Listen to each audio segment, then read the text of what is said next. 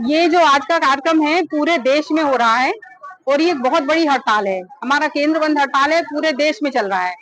और ये जो सरकार है ये सरकार के खिलाफ है।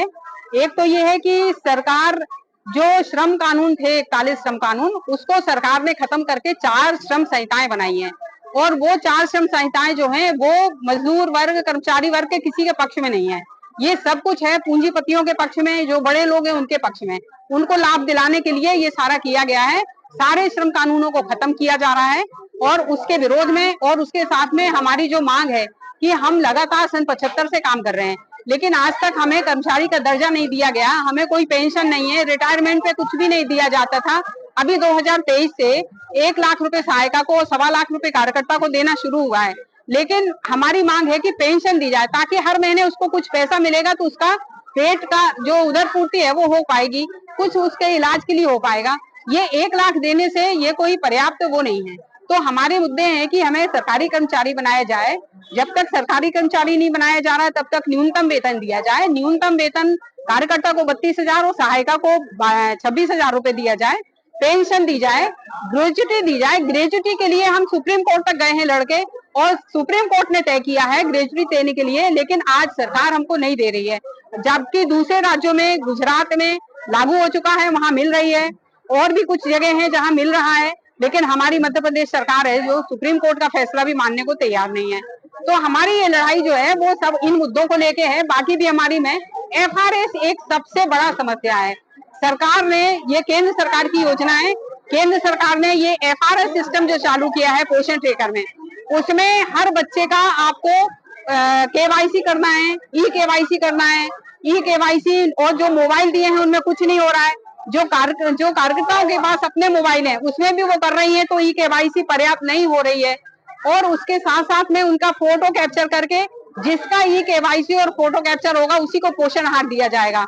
तो ये सरकार की जो योजना है गरीबों के लिए, इसको खत्म करने की सरकार की तैयारी है, इसलिए इतनी कठिन शर्तों के साथ ये इसको किया जा रहा है। हम इसका विरोध करते हैं और FRS जो है ये बंद किया जाए, इसकी मांग को लेके भी हमारी ये बड़ी लड़ाई पूरे देश में। आज आपने क्या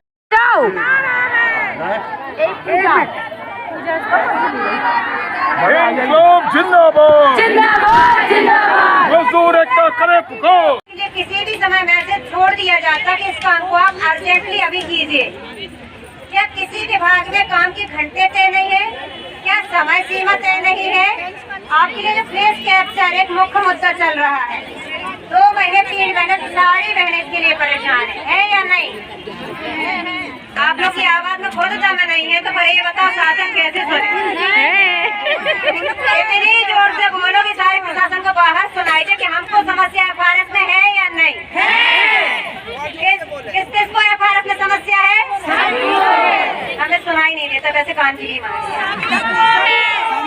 सबको यदि समस्या है शासन के काम के लिए, यदि आप रात दिन ये कर सकते तो आज आपकी लड़ाई के लिए आप यहाँ 3 घंटे क्यों नहीं दे सकते हो?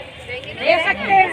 आपको जब भी बोला जाता तो हर व्यक्ति के घर की भी समस्याएं आती है, आपके और रिश्तेदारों की, घर के परिवार सबकी समस्याएं आती। क्या आपकी सुपरवाइजर परियोजना के आदेश जब मिलता है तब समस्याएं सुनते हो या बताते हो? क्या वो आपका अधिकारी सुनता है आपकी समस्या? नहीं।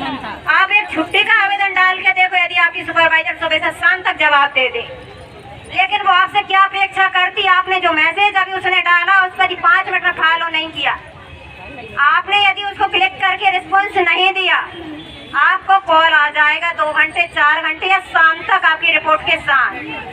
आता है नहीं आता? सहमत हो या नहीं? क्या हर कार्यकर्ता को पहले से टेक्निकल प्रशिक्षण हर महीने कितनों को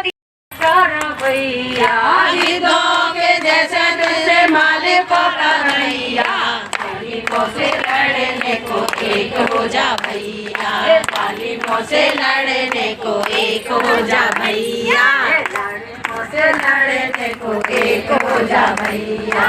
अपने दिलों में सदा उनके ही गीत, अपने दिलों में सदा उनके ही गीत।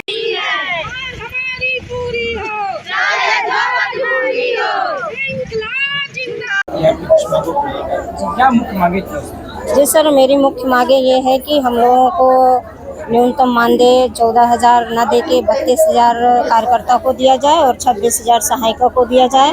और FRS पर EKYC पर जो जोर दिया जा रहा है उसको टाइम दिया जाए, क्योंकि हम लोग गरीब तबके में काम करते हैं। महिलाओं के पास मोबाइल नंबर जो थे वो सारे बंद हो गए हैं, OTP आना असंभव हो गया है, इसलिए हम लोगों का THR वितरण होने में सर दिक्कत हो रही है। तो शासन से हम ये मांग करते हैं कि इसके लिए हमको टाइम दिया जाए। मांगे नहीं मानी जाती तो अगला कदम क्या होगा? अगला कदम फिर से हम आंदोलन करेंगे, उग्र आंदोलन करेंगे और अपनी लड़ाई जारी रखेंगे। केंद्र सरकार से बराबर अपनी मांगे रख रहे हैं और रखेंगे, लड़ते रहेंगे। मेरा परिचय, मैं अर्चना द्विवेदी, आंगनबाड़ी कार्यकर्ता, जिला महासचिव हनुमाना क्रमांक 1। पेट भर दाने हितों के जैसा तुझसे मालिक कर भैया, हितों के जैसे तुझसे मालिक को करैया, गरीबों से लड़ने को एक हो जा भैया, जालिमों से लड़ने को एक हो जा भैया, जालिमों से लड़ने को एक हो जा भैया।